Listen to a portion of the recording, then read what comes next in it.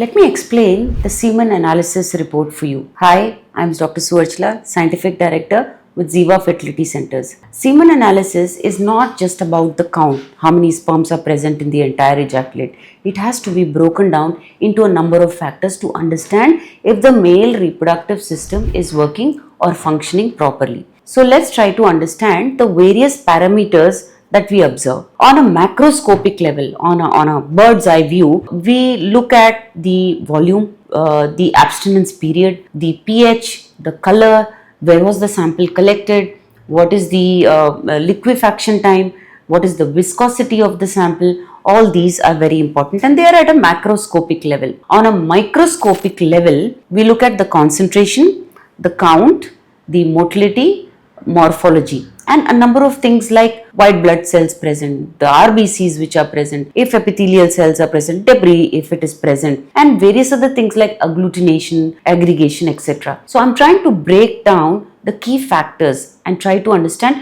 what WHO parameters are, the normal parameters. World Health Organization has observed a number of fertile men and given us a parameter, a range of normal values for each parameter that we observe. So we'll begin with count. Count is the entire sperms in the ejaculate. It should be higher than 40 million per ejaculate. So if it is 12 million per ejaculate, then it's a poor sample. So any parameter, if it is not pertaining to the values, it is a under or substandard sample. Then comes concentration. Concentration is the sperms which are present per milliliter of the semen sample. This should be more than 15 million per ml. This is very critical because then it gives us an idea whether this sample can be taken up for IUI or it should be taken up for IVF. Why is that? Because if the volume is low and the concentration is also low, then the count, which is the sperms in the entire sample, is also very low, which then does not qualify it for IUI or natural conception, and then we have to take it for IVF. So count and concentration are two different things and they have to be separated from each other. Concentration is per milliliter and count is the total number of sperms in the entire ejaculate. When it comes to motility also, they are divided into various factors.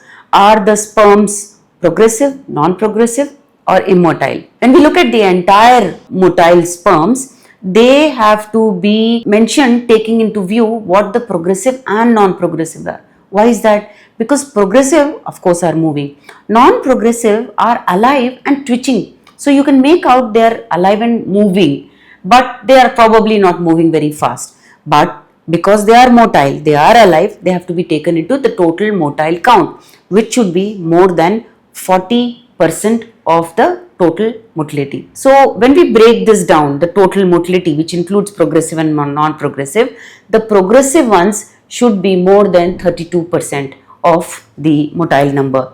Then comes the non-progressive and then the immotile. So progressive should be more, and when we look at progressive and non-progressive together, they should be more than 40%. When we talk about morphology, we look at normal and abnormal. But within the abnormal, we look at where the abnormality is present. Is it in the head? Is it in the midpiece? Is it in the tail? These are very critical factors. Because if it is in the tail, probably that's why they are not able to move well, and it's probably just a motility factor, which is very critical. Of course, it cannot be brushed aside, which is why probably these women don't fall pregnant with such samples injected into them with the IUI or with natural conception. So what's happening here is that the abnormality is observed where it is present. If it is mid-piece, that's where the centriole is present. This is very critical for the cell divisions to occur in an embryo once the sperm is inside the egg. So is it fine? And that's where the battery of the sperm is. It's called the mitochondria.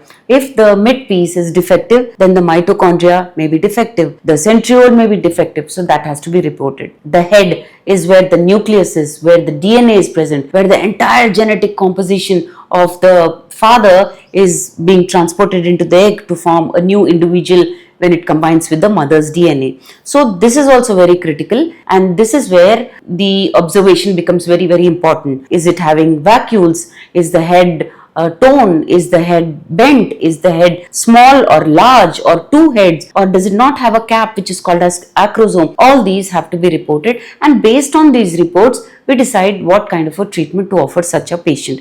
So normal should be more than 4%, as in we count 100 sperms, 4 have to be normal. Now this puts a lot of pressure on the person examining the sperms, because every sperm has to be evaluated properly. The 100 sperms that are counted, every tear, every vacuole has to be recorded and evaluated properly, and that's why it's very strict. 4% is also sometimes very difficult to reach. When it reaches 4%, then it's a normal sample. So all three have to be normal: the count, the motility, and the morphology. If the count is not good, it is called as oligozoospermia. If the motility is poor, it is called as asthenozoospermia. If the morphology is not good, it is termed as teratozoospermia. And if all three are defective, it is called as oligo, astheno, teratozoospermia, and depends on the combination. It could be asthenozoospermia only, or it could be astheno-terato, oligo-terato, depends on the kind of sperms we find. If you wish to understand more about this, please feel free to contact us.